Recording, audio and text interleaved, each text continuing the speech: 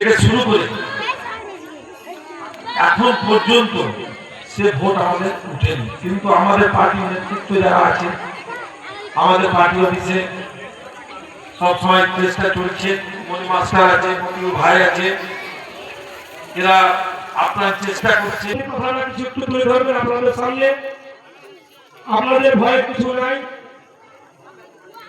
সেই কথাগুলো আপনার কাছে তুলে ধরবে। খুব সংক্ষেপে বলার জন্য একটু আবেদন করছি।